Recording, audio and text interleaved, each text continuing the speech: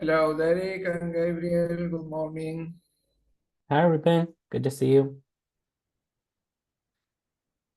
Very good, very good.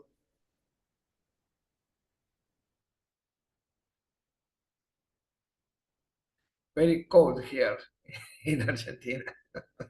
Really? Yeah. See, yeah. It's cooling down here in Russia, so I'm pretty happy about that. It was a pretty hot summer. Mm, okay.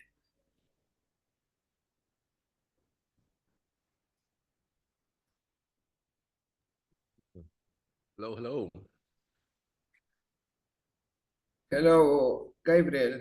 You are out in space. Yes, and I've returned. Hey, Daniel.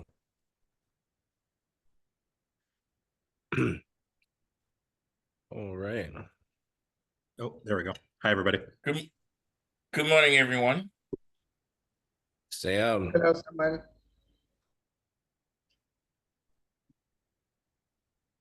Yeah, we got Tom back. All right. We're still waiting for more people. Yeah. Where it's, just a couple minutes and there's no RSVP, you just show up, if you're coming. So it's, I'm not waiting for anyone in particular, just I have to hit Okay. admit when they arrive. I guess I could change that setting at some point. I'm not sure why we need to admit people, but yeah, here's Julio. um,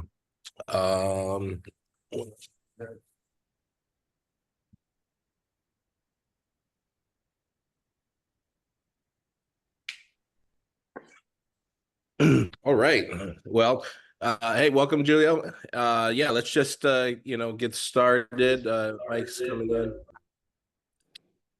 and yeah, we heard a little bit. Well, so Derek, why don't we just go round robin since you're in my top left? Yeah. Hi, everyone. Good to see you. Um, yeah, so I'm doing pretty well. Like I said, the weather is pretty nice here in Russia. And lately, like Swamiji and I have been doing a lot of development meetings, so I'm kind of happy with that and happy to see some momentum building on some projects. So that's really cool. And yeah, just like I said, happy to see everyone and happy to be here and happy that we all are different, but we share a common purpose of seeing consciousness, going out into the universe, and being valued here on Earth as well. So yeah, that's all.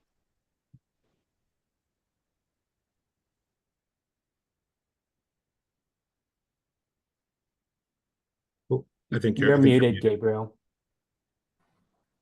Yeah, yeah, Ruben, how about you? Hello, good morning to everyone.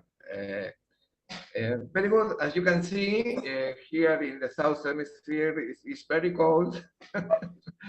And it's all okay. Today is a special day for me because it's the birthday of my oldest son. He's in his 30s today, and I am very happy for that. And maybe I don't stay all the gathering, but uh, I'm I'm happy to see you we do every month. Welcome and happy birthday. Yeah, that's beautiful. Sam. Hello, everyone. It's good to be back here for a second consecutive month. As I had shared last month, my work situation has changed for the better, which gives me flexibility. If I ever need to attend these things, I can be here. So don't want to feel like I'm missing out. That's a virtual background behind me. I'm not actually in San Francisco. I'm in Florida. About maybe about an hour and a half from where Gabe is located, Central Florida, Polk County, give or take.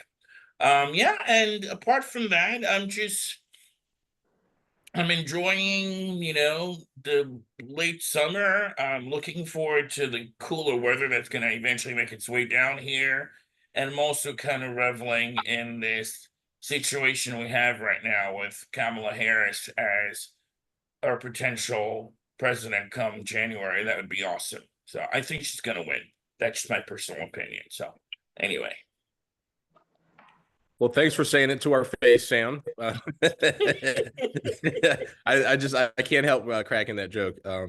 But definitely, I mean, there's an optimism and I just like there's a lot more fun, regardless of how you feel about it. There's a lot more fun I think you can poke with the whole situation.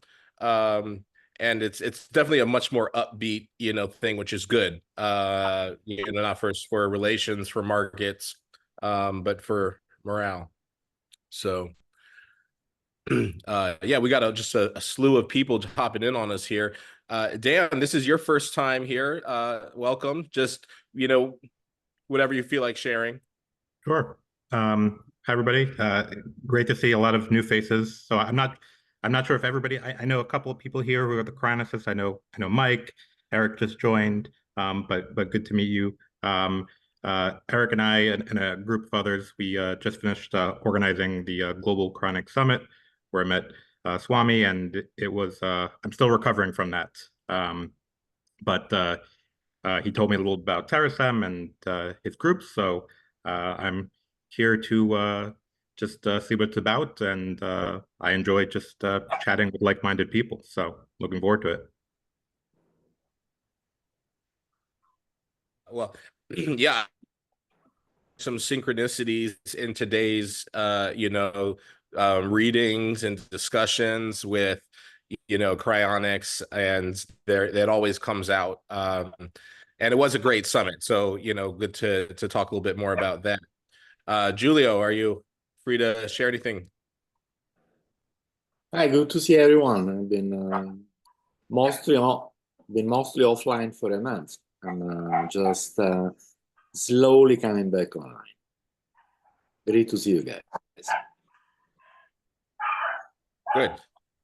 Well, it's good to hear you're a partner there. Sounds like the dog has much to share. Not mine. No? It's another dog. Mine is Oh, Tom's. I hear somebody, a little dog out there. Awesome. Well, thank you. And Tom, welcome back. Thank you. Good to be here. Good to be here. Yes, hi everybody.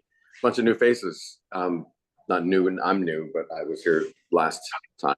And there was a bunch of different people. So good to see everybody. Yeah, my story these days is I'm super excited. I'm working with someone who's helping me kind of see the world in a more expansive way, and there's a lot of new stuff happening as I approach my 60th birthday. So I'm super excited about all that, and y'all are a big part of that. Meeting Martine and Bina, and at Sundance, I was involved in the movie about Martine and about them. So I got drawn into this world, came to Genesis' birthday party and met a bunch of people, and was so excited then I read the Terasem notes and doctrine. I was like, that resonates. That's amazing. And I'm super excited these days, especially about the longevity space. And what Ray Kurzweil's doing, and Peter Diamandis, and cats like that, who are just blowing my mind with the way they think about things. So I'm excited to be here.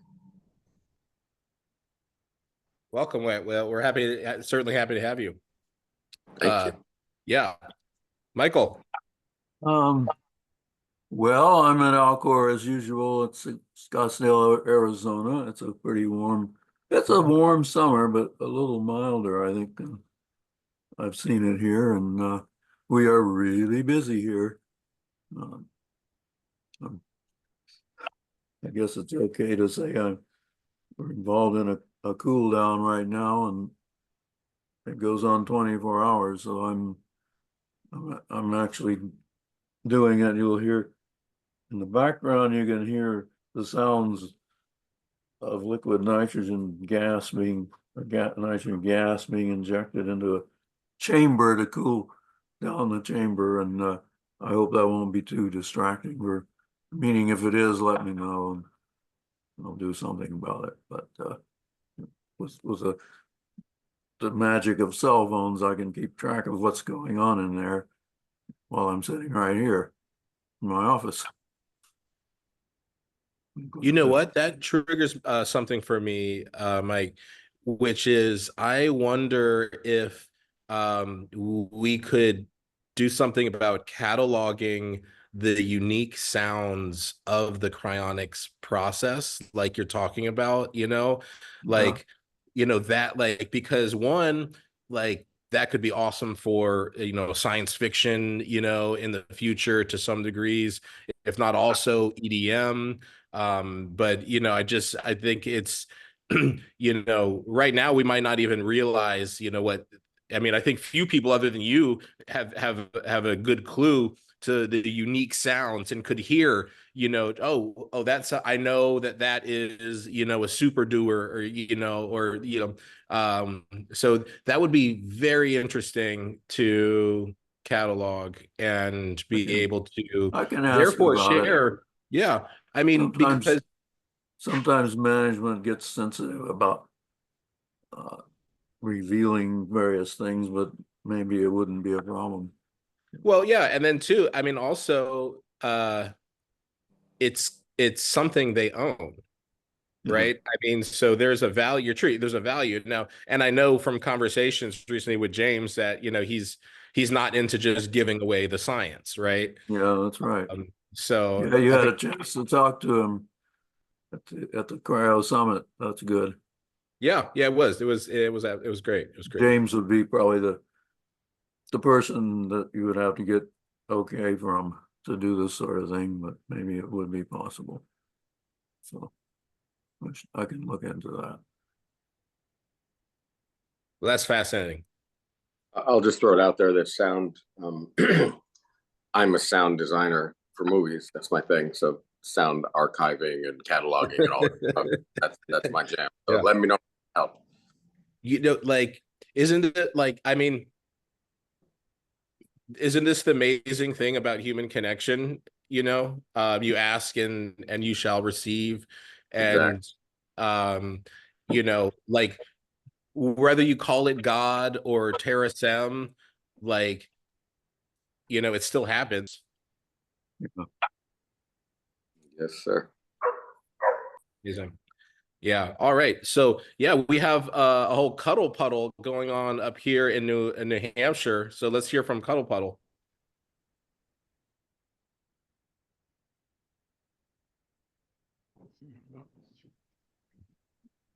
Well, I'm really happy this week to hear about how successful the Cryonic Summit was. I've had like multiple incomings. That was a really successful summit. So that really fills me with a lot of joy. And also, I'm really happy to be celebrating Freddie's birthday weekend with her this weekend. And she's just such a magical person of total positive energy and maintains the Terasem ashram in Vermont. So super happy to see Ruben. As always, fills me with so much joy. Michael, all of you. So I don't mean to leave anybody out by omission, so I better stop now.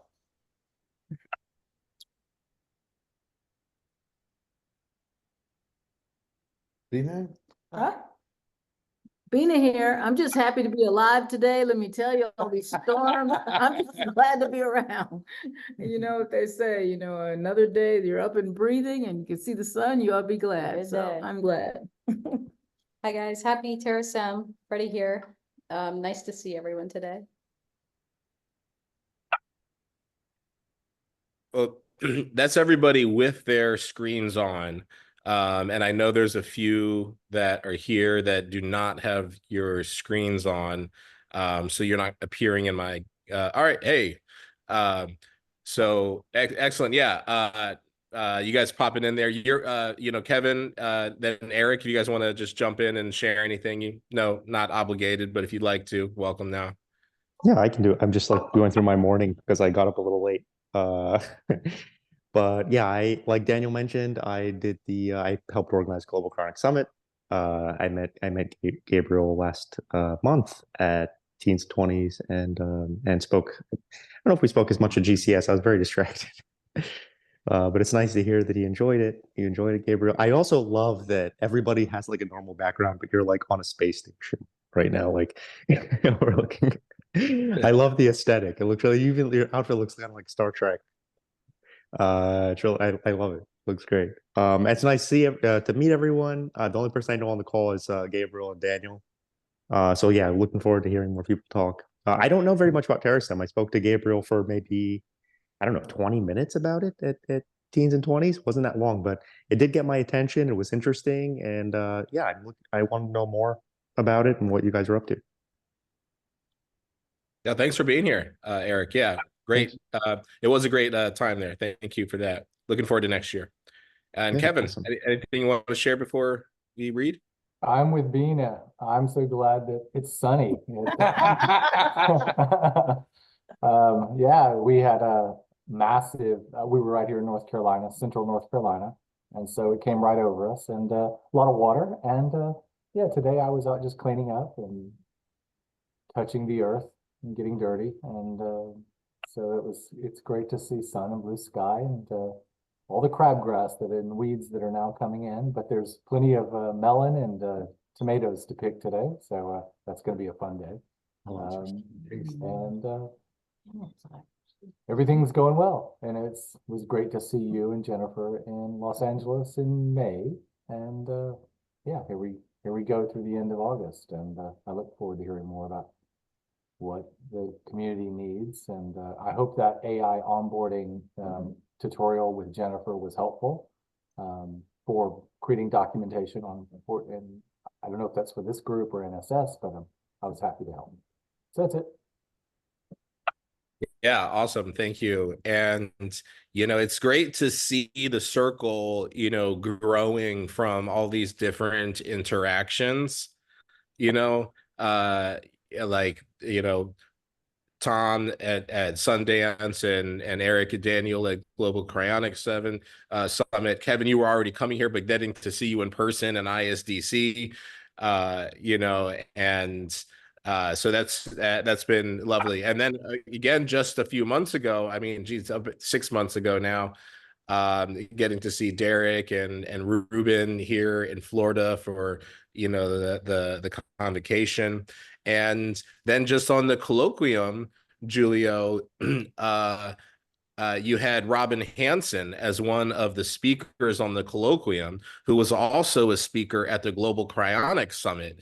And so he was there, and I was like, oh my God, I was like, this guy is so familiar. And then I was looking back, it was like, because he was just on the colloquium, like, the week before, a couple weeks before, at the 7th. And, very fascinated. I was following his blog as well. So one thing I really enjoyed a lot about the Global Cryonics Summit was some of the sociology conversation that Robin, and I forget the other gentleman's name, a taller doctor, but his partners are actually coming this week to do an interview that we scheduled again back in March or something. They're coming here August 15th to do an interview with me. And it just so happens that, they're the research partners to the gentleman who was presenting at Global Cryonics Summit. And so I had just been absolutely filled with, beautiful, illustrations of what a small world that we live on, and how just so deeply interconnected we all are, despite what seems like this massively complex process, which is happening all around us. Yeah, so that's just that's lovely, and appreciate everyone being here. I too very happy to be alive, and just very gracious and appreciative of where we are. There's oh no, because I have my thing on, you can't see it, but I was up early this morning and watched the sunrise. We were supposed to have a double rocket launch this morning, but one was again scrubbed till tomorrow. But it just absolutely beautiful to get up, see the sunrise, and to have opportunities, like to catch a rocket launch and the sunrise, simultaneously, which is becoming more and more of just a feature of being here on the Space Coast. All right, well, we are going into the reading, the Truths of Terasem. We are in the second half of When of Terasem, so I'm going to share my screen so it's visible for everybody.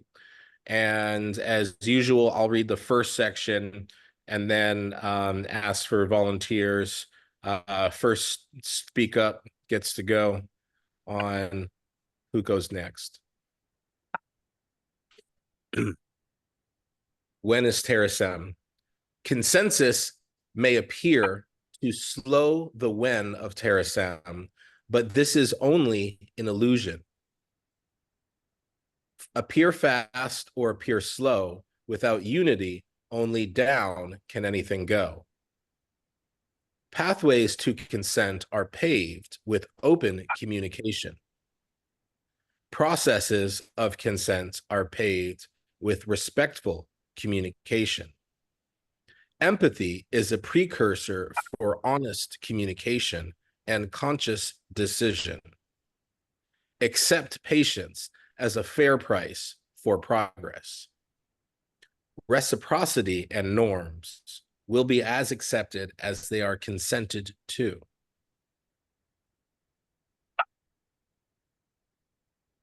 And anyone for 4.7?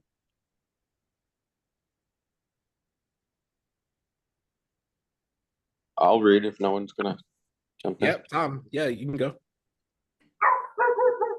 Timeliness for civilization progress in steps forward, steps backwards, with n values 1 or larger. Sorry, I didn't read that right. Timeliness for civilization progress, n steps forward, n 1 steps backwards, with n values 1 or larger. Values of n are set by actual conditions and depend inversely upon diversity and unity. Always look at setbacks as repositioning, launching pads for greater progress. Look also to the big picture, for life has improved dramatically over historic time. Understand pain, suffering, and devastation as setbacks that must be overcome, not as fate. Existential technology, the ability to forge self-determination, drives unlimited progress and is programmed into the universe. Sooner or later, depending on order or chaos, joyful immortality will arrive. I love that.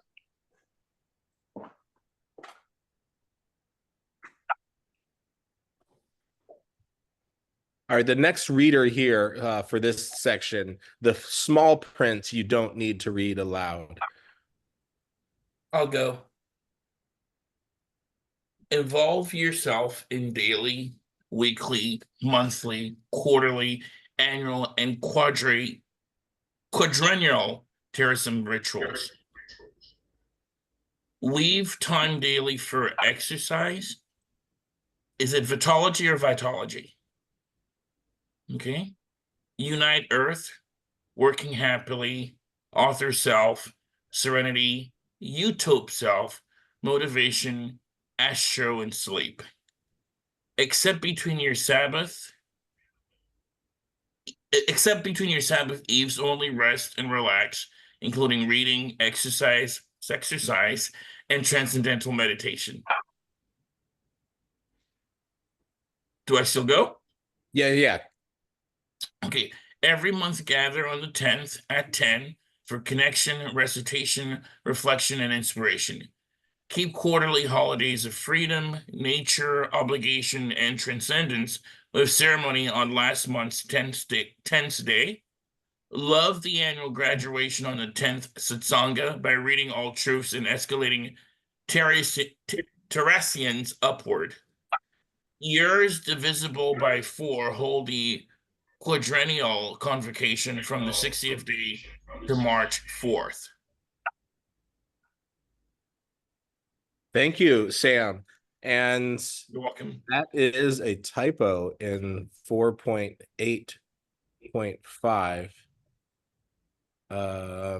which I am going just to put in the chat for the record.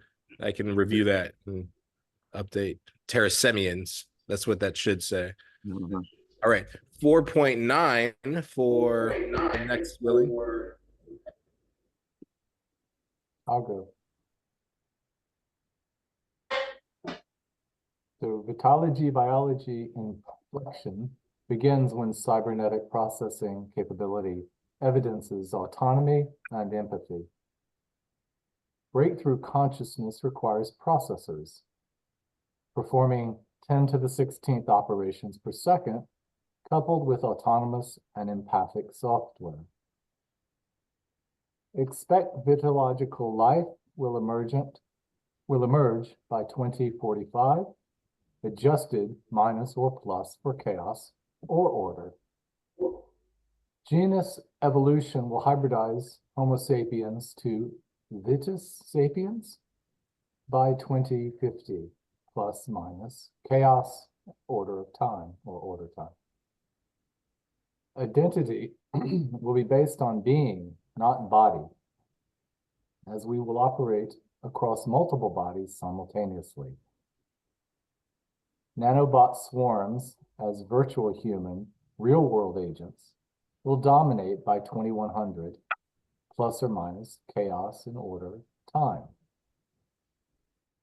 Some biological forms will be preserved out of aesthetic pleasure using nanotechnology to relive painful disabilities. Disabilities. Okay. Thank you. Thank you. And the last reader for section 410. I could do it. Shall I? Okay. Yes, please. Evolution of participation levels occur when C-quads consent to a participant's cumulative achievement of these capabilities. Levels hydrogen, helium, and lithium occur with gathering demonstrations of surface, middle, and deep terasem, respectively. Expect beryllium, boron, and carbon levels with useful teachings on diversity, unity, and joyful immortality, respectively. Vest nitrogen, oxygen, and fluorine levels when one has co-founded 1, 2, and 4 C cubes, respectively. Elevate to neon, sodium, and magnesium with co-creating 1, 2, and 4 authored selves, respectively. Levels aluminum and silicon happen with contributions to 1 and 4 geoethical solutions, respectively. Sanctify 1 as phosphorus when a quadrennial convocation consents they demonstrate the quintessence of Terasem. Well, excellent. That concludes the recitation section of our gathering. And I will leave it up here, and maybe we can go back and review anything if anyone has any questions or comments. But floor is open. I see. Yeah, I have one comment. Yes. I just wanted to comment that it's a very amazing synchronicity that we have shared so much about the cryonic summit, and then about these levels of terraform, with the highest level being phosphorus, and that so far only one Terasemian has reached to the phosphorus level, which is Fred Chamberlain. And Fred Chamberlain, to the best of my understanding, he and Linda Chamberlain were actually the founders of Alcor. So I just want to give a shout out to Fred and Linda Chamberlain, Fred for being a phosphorus level Terasemian. Okay. Absolutely. I really like, so this is my first time reading any of this. I think I read a little bit ago, but I really like the phrase plus or minus chaos and order. I think that's a very elegant phrase.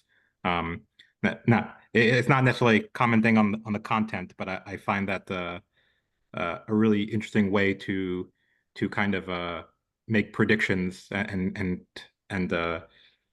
account for why those predictions might be early or late. So I thought that was very interesting, and I'm presuming the 2045 was a Kurzweilian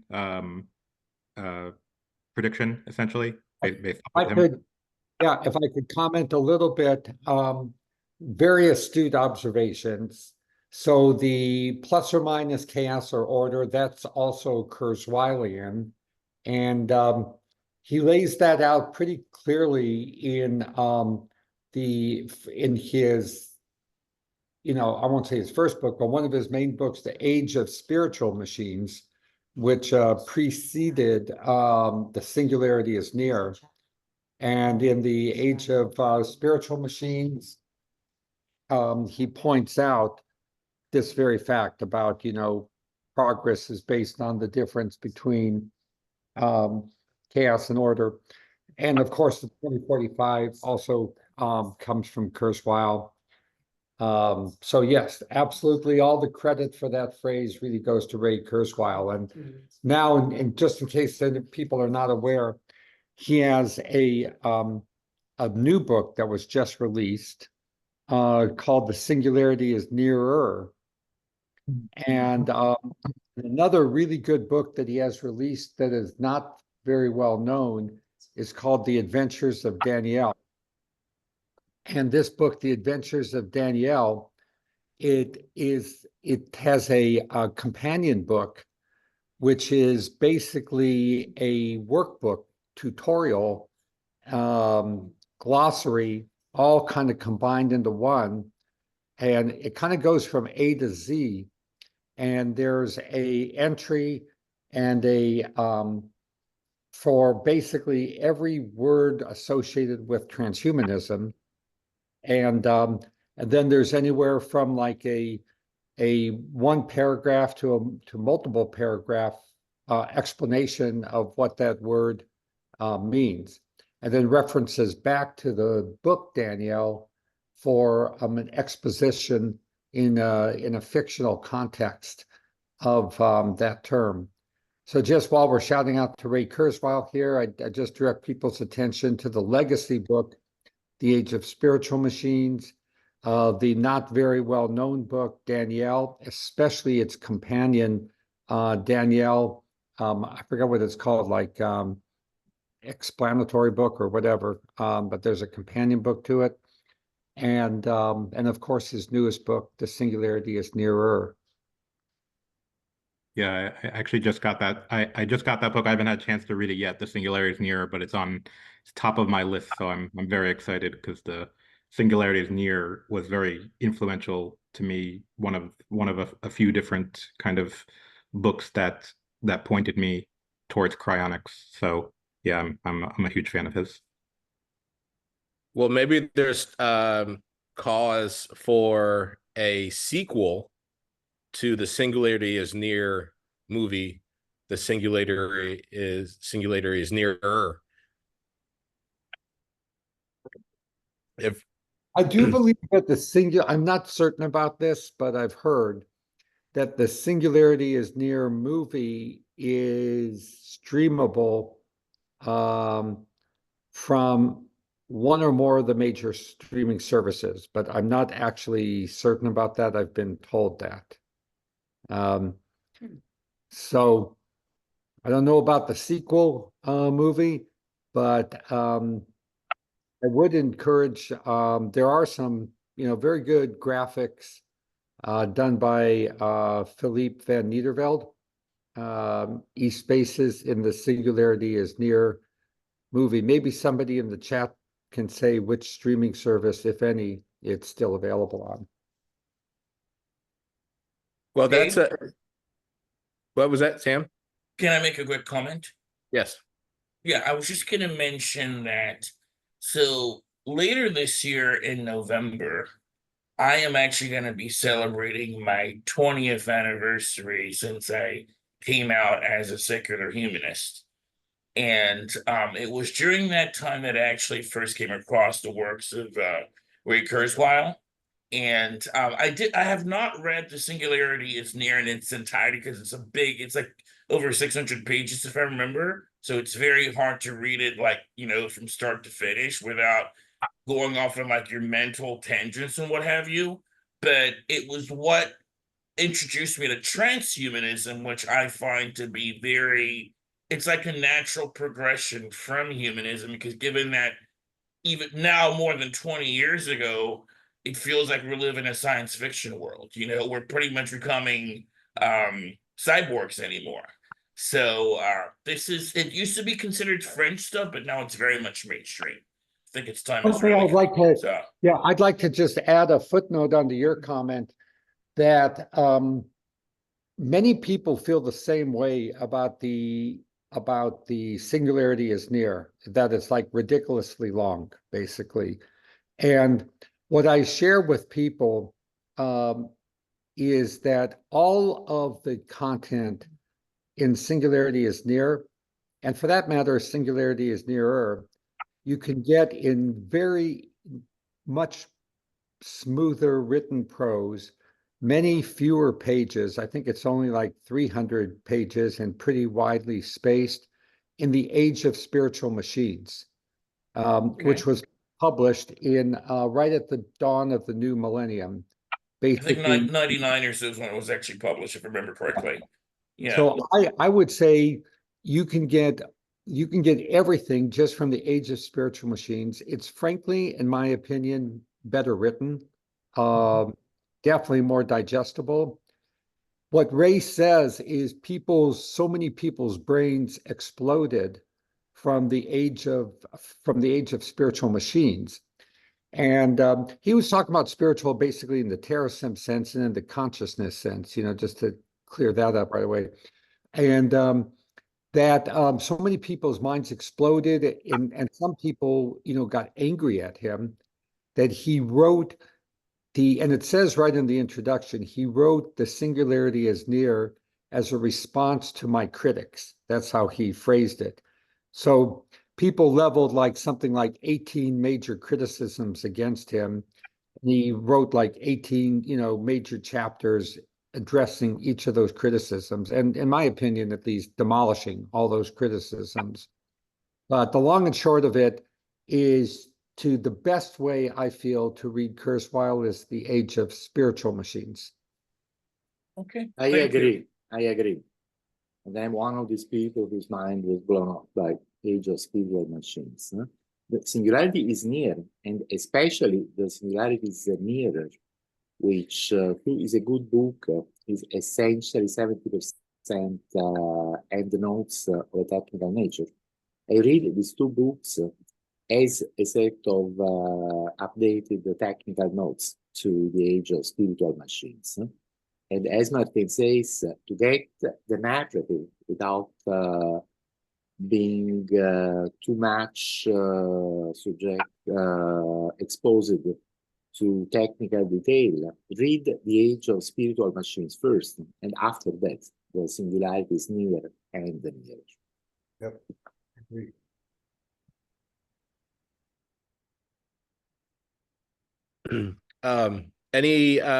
Anything, especially from some of our newer people, anything in this section of the truths that didn't resonate, or kind of went over the head, doesn't quite land, you'd like to interrogate? I would just like to comment that I love the section I read, even though I don't remember which one it was. It was one or two ago, but the fact that it had the chaos/time continuing, I use that writing convention so much in my own writing. So I was happy to see it, because I always think that I sometimes shouldn't use that many slashes to put in when I write stuff. So I was very happy. And it was great because it was like exactly what I was thinking I needed to learn anyway. And I was going to say in the chat, can you put, I believe you shared this document and I have it on some other bookmark folder somewhere else, but I don't have it over here where I can see it because I realized one of the things that it mentioned is we should try to every day, every week, every month, read through some of this work. And I believe you've shared this before, haven't you? Yeah, you're talking specifically about the truths. Yeah, with this Okay, yeah. This is an open Google document, right? Yeah, because the truths themselves often sometimes reference another document, you know, and so I was yeah, so absolutely, yeah. So I mean, this I am maybe that will work. Maybe you need permissions. No, I think it's no, I think it's an there. open link. Yeah. Yeah, it is an open link, and I just didn't have it on this computer. Thank you. No, all good. And for reference, in the calendar invite, which you know, if you're here, you're probably on. There's a Google Calendar thing that has, you know, the monthly reoccurring Google Calendar event. In the body of that, there is a link to the document as well in there. Thank you. Yeah, no problem. Yeah. You know, a couple things I want to, you know, not forget is, you know, I've been doing some, you know, some work in how to re-release the 2B movie. Now that there is a better, you know, understanding and interest in these ideas. And one idea, part of that was to look at doing it internationally in like a particularly South Korean market, because one of the main actresses is South Korean. And I think it's a market that also, you know, is responsive to these ideas and the style of filming. And another part of that is to host a you know, a focus group in a screening for, you know, Terasemians. So I'm thinking next month, perhaps maybe after the gathering, but certainly please contact me so we can coordinate a time where we can, in the Discord channel, perhaps watch the 2B movie together and have a discussion about what might be useful in telling the story and making the movie more palatable to distribution. Because I think that the movie is 15 years old about, and it actually is more prophetic now than it was then. I think the reality has matured, and the character is very much even more a resemblance of Elon Musk than anyone could have likened the original character to when it was made. Martin. Yeah, so I'd like to say that I just, you know, second, third, fourth, fifth, and sixth, your recommendation. To be clear, the movie was actually never released.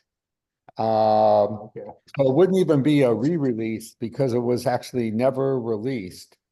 I don't want to sound like a conspiracy theorist, but I do believe that there was a conspiracy to suppress some of these ideas 15 years ago.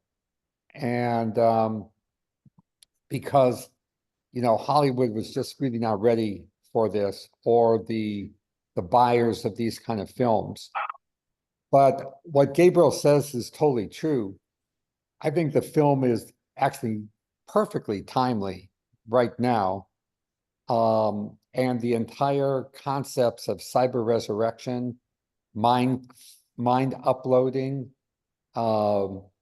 impending fascist control of all media, using the media to basically cancel out people. All of these concepts are depicted in the movie, and that one character is very Musk-like, as you point out. So I would really love if maybe through crowdsourcing, not only first, I think your idea about streaming the film on Discord for, you know, audience reactions and stuff like that, I think that's brilliant. But in addition, you know, if there is any way through the network of everybody, you know, at this gathering and everybody's social media contacts, to find a contact for somebody who can get this film up on a channel that can be accessed by everybody, you know, like Netflix, Amazon Prime, whatever, you know. That's what really needs to happen, because it's nowadays extremely hard to access a film if it's not on one of these streaming channels.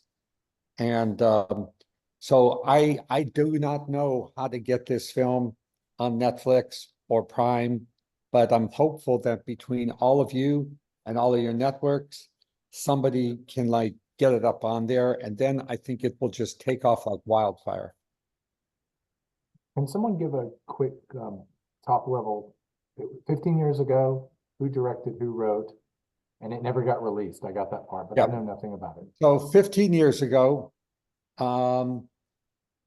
it was produced by a company that's actually no longer essentially in business, called Transformer Films, in Dumbo, New York. It stars, as Gabe said, stars actually a number of well-known actors. Jane Kim is kind of like, you know, a top billed, you know, top level actress in Korea, although she speaks English, you know, throughout the film. There are 2 or 3 other, you know, I would say CB level US actors, aren't that well known, but are, you know, are certainly excellent actors. It was written. It's a really interesting question about how it's written. So unfortunately, I'm not condensing this into the 15 words you wanted, but the backstory is Ray Kurzweil wrote this script, okay? Since we're talking so much about Ray Kurzweil. But he and the director, who's, do you remember his name, Gabe? Peter Cohn or something like that, I think. Was no, not the other guy. No, that's the guy whose brother is the congressman from Richard Colvin. No, Richard was kind of like an assistant writer. There's another guy whose brother is this congressman from Manhattan. Yeah, that's probably Anyway, what happened is the film creative team. Nadler. Exactly, Jerry, not Jerry Nadler, but this other Eric, Nadler. Eric Nadler. So Eric Nadler was the main director, and Richard Cohn, I guess you'd call him like an assistant director. So they got in a screaming argument at my house with Ray Kurzweil, because they tore up his script and turned it into the script that it is right now. He got very upset and he said, I really don't want to have anything to do with you guys. Martine, you said you were going to make a movie that I would write. So I want you to like do the Singularity is Near movie, which I did. But then I got stuck doing this other movie at the same time. So that's kind of the backstory. But all the rights to them, and when I say I actually shouldn't personalize it that much. It's really just all Terasem. Terasem owns 100% of the rights to this film, 100%. There's no other problem in getting any rights. And before the film was made, one good thing that Eric Nadler and Transformer Films did do is they cleared all the subsidiary rights. Like if you have like a picture of like an Apple computer in a movie, you got to somehow get like Apple Computer's permission. You know, all that stuff is cleared and good. So the movie is ready for release, and it's in the format, the quality format, and blah blah blah. It's ready for release. The director, writers are essentially, you know, they are people, but they have no name recognition. The actors have a little bit of name recognition. I actually think it's a pretty good film, but I'm biased. Um, and then finally, yeah, and I think that answers your question. If you want a thumbnail summary of it, I would say it is um, Elon Muskish character. I think it's okay now to just kind of use him as an adjective. Everybody else does. So Elon Muskish character creates a technology that enables minds to be uploaded and bodies to be regenerated, merges the uploaded mind into the regenerated body, and creates essentially the first immortal.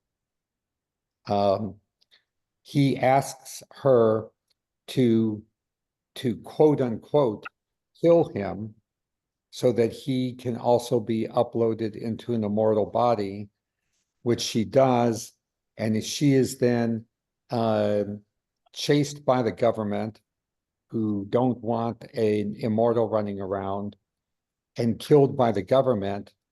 But before she's killed by the government, this journalist, who's basically the protagonist in the story, or the hero of the story, has a copy of her mind file and brings it to a place where all mind files get uploaded and regenerated.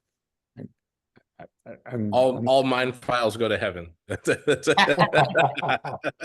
like to see that movie. Is there a high resolution digital version of the movie with subtitle and high quality that can be shown to people like at Netflix or other streaming services? Yes. So currently you can rent the right to view it off of Vimeo. I didn't But know that.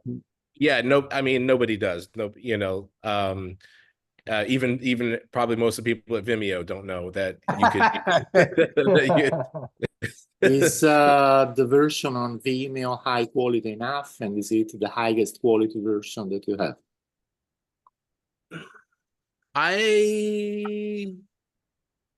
I'm not 100% certain on if that is the highest version quality, but I would assume that it's good enough if it's, you know, what you pay for, and you might stream, you know, to your screen or whatnot.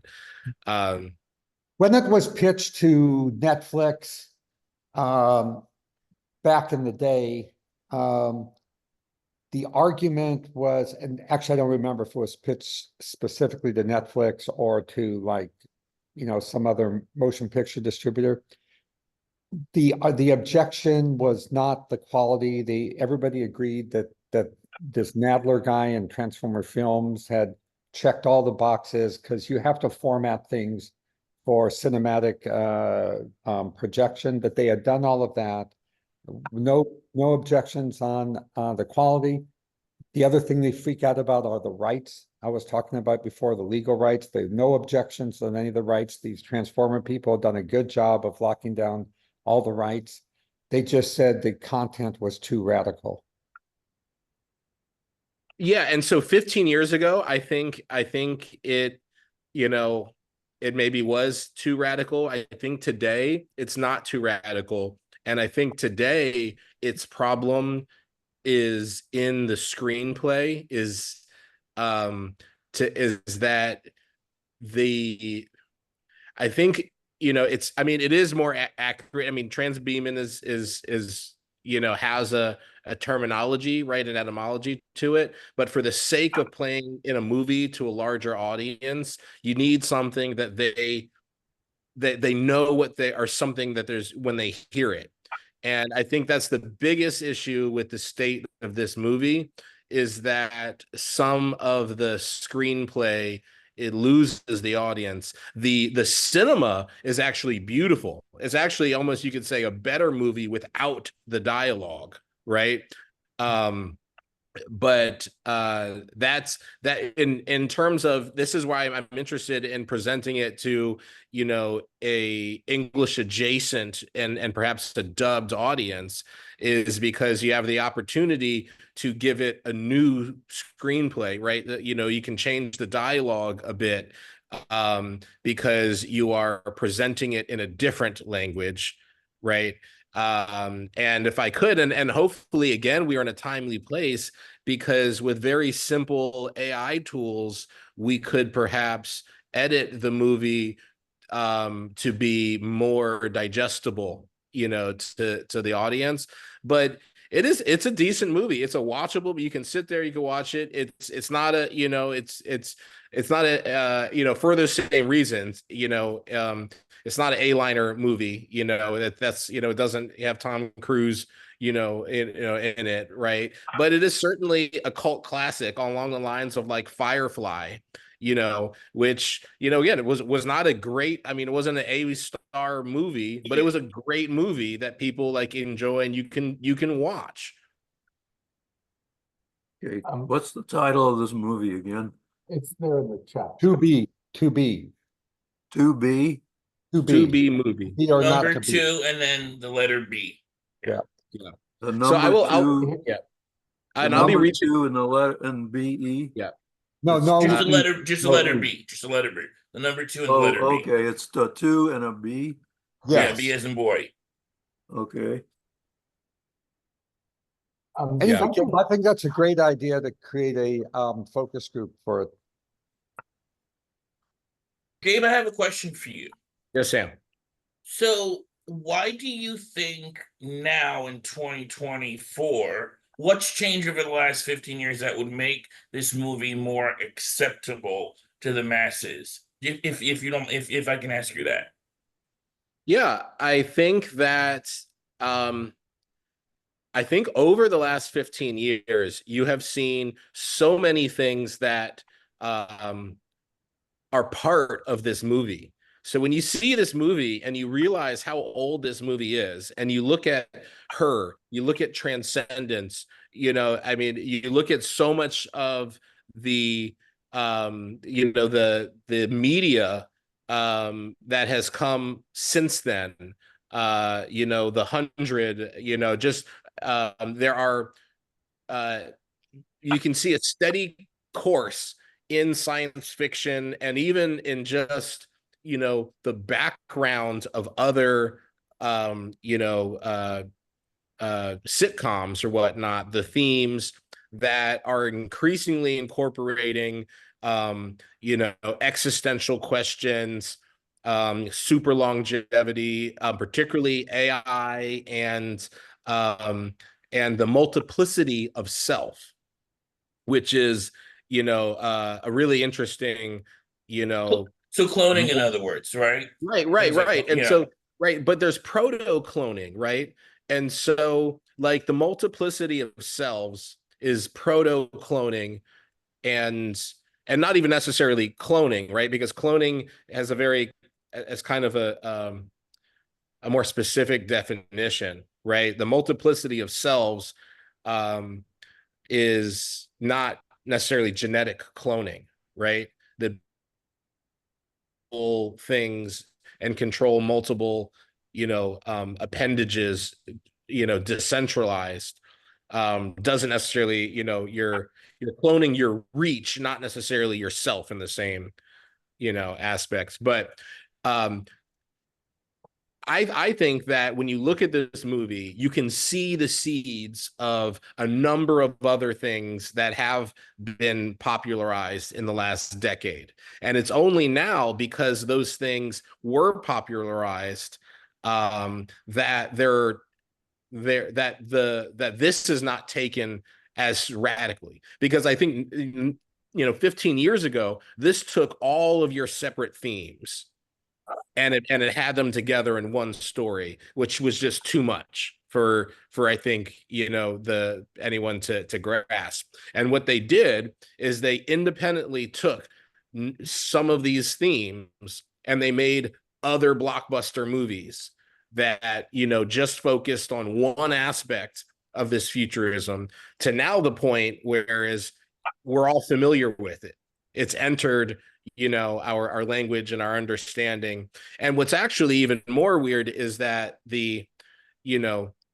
Elon Musk himself has done things in reality that make him so much more likable to the character, which 15 years ago there was nobody who you could say, oh, is that person. And I'll also say, in a reality of this is that, like, when you tell a story, people are concerned about who the storyteller is.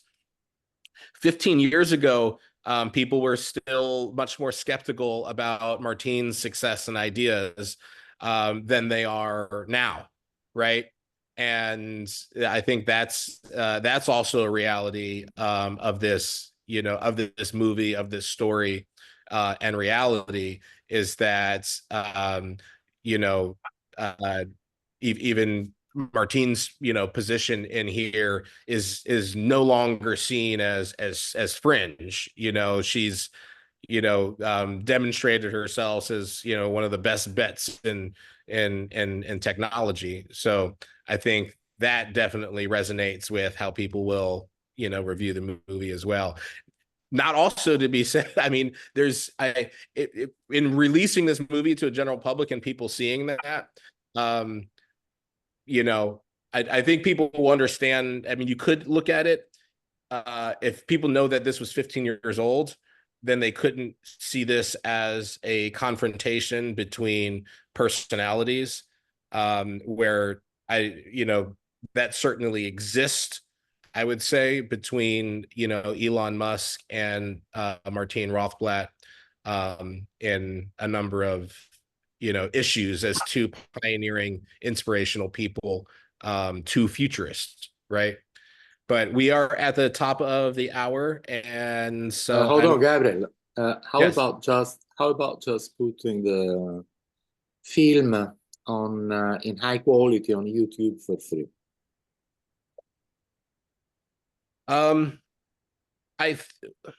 Well, yeah, we could do that. The issue is that then there's no that hurts our ability to leverage it for resources for Terasem. Well, perhaps not, because I have seen the movie. It is good, and I guess many people would want to watch it. So that if it's made available to people on YouTube without renting things, just watch it and download it, that would very much increase the visibility of Terasem.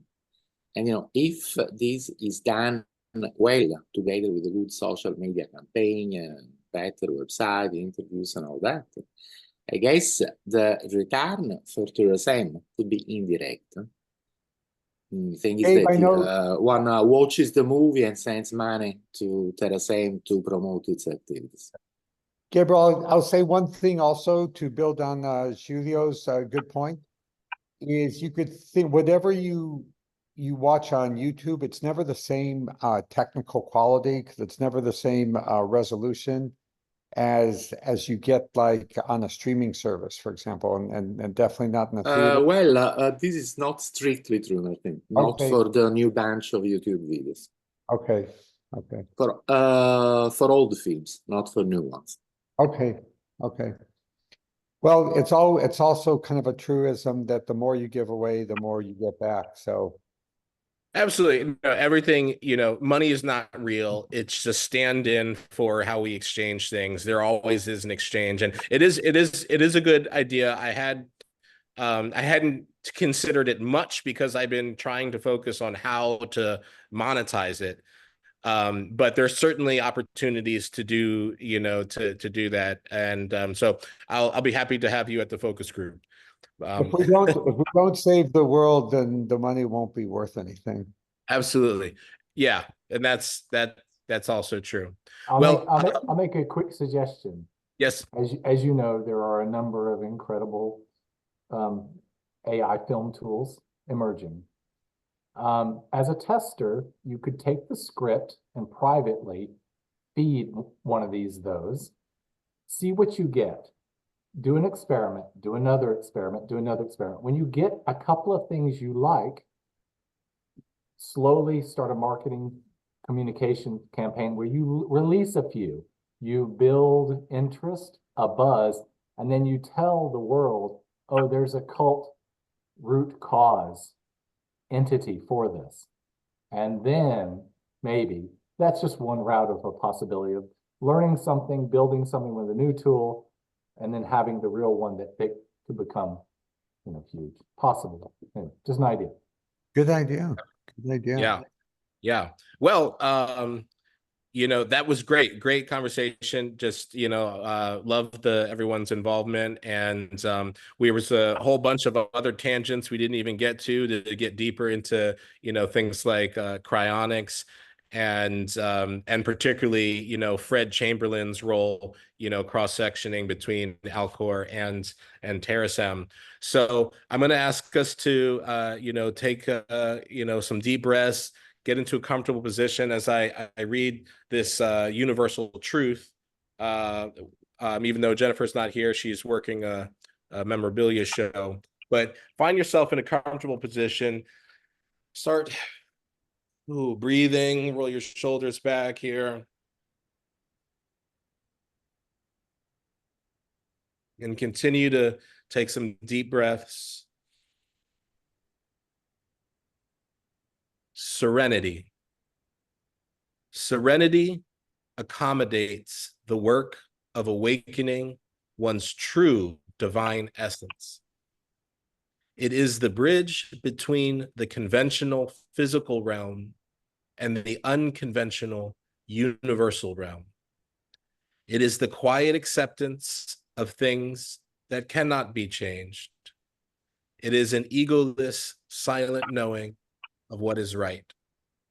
Serenity is a devoted application of willingness, wellness, and wisdom. It is the union of our emotional intelligence and our higher intelligence. It is tranquility that touches the tenderness of our souls.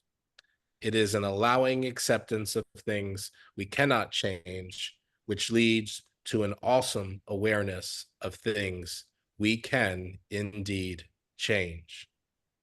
Remember, serenity is the crystallized conclusion of being clever, clear, and calm. Thanks for being here, everybody. Looking forward to seeing you next week. And I hope this sends you out into the world with purpose, determination, and serenity. Thank you. Have a good Bye. Saturday, Bye, everyone. everyone. Have a good weekend. Bye. Have a great weekend. Bye-bye. Good one.